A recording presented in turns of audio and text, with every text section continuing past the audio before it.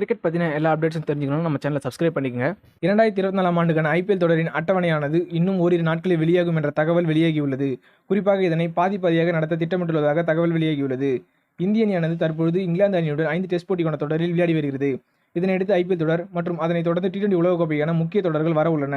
எனவே 17வது season IPL தொடரானது முழுவதுமாக இந்தியாவில் தான் நடைபெறும் என ஐபிஎல் தலைவர் அருண் துமால் கூறியிருந்தார். தேதி இன்னும் அறிவிக்காததற்கு காரணம் பாராளுமன்ற தேர்தல் வருவதால் தேதி அறிவிப்பில் கொஞ்சம் தாமதமாகிறது.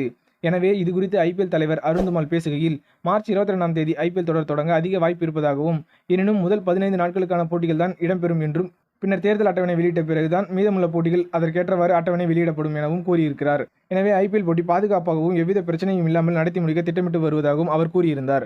அது மட்டுமல்லாமல் கடந்த ஆண்டு இறுதிப் போட்டியில் விளையாடிய அணிகள் இந்த சீசனில் அவ்விரு அணிகள் முதல் போட்டியாக மோத வாய்ப்புள்ளதாகவும் தகவல் வெளியாகியுள்ளது. அப்படி பார்த்தால் சென்னை அணி மற்றும் குஜராத் அணி மோதுவதற்கு வாய்ப்பு இருக்கிறது. இதில் கவனிக்க வேண்டியது என்னவென்றால், மே மாதத்திற்கு பிறகு ஜூன் மாதத்தில் T20 உலகக்கோப்பை தொடங்குவதால் ஐபிஎல்லில் ஃபைனல் போட்டி மற்றும் அரையிறுதிப் போட்டியில் விளையாடும் வீரர்களை தவிர்த்து மற்ற அணிகளில் உள்ள T20 உலகக்கோப்பையில் தேர்வான வீரர்களை முன்னதாகவே T20 உலகக்கோப்பைக்கு தயாராகும் வகையில் அமெரிக்காவிற்கு அனுப்பி வைக்க உள்ளதாக தகவல் வெளியாகியுள்ளது. காரணம், இந்தியா மோதும் அனைத்து குரூப் சுற்று போட்டிகளும் அமெரிக்காவில் தான் நடைபெற உள்ளது.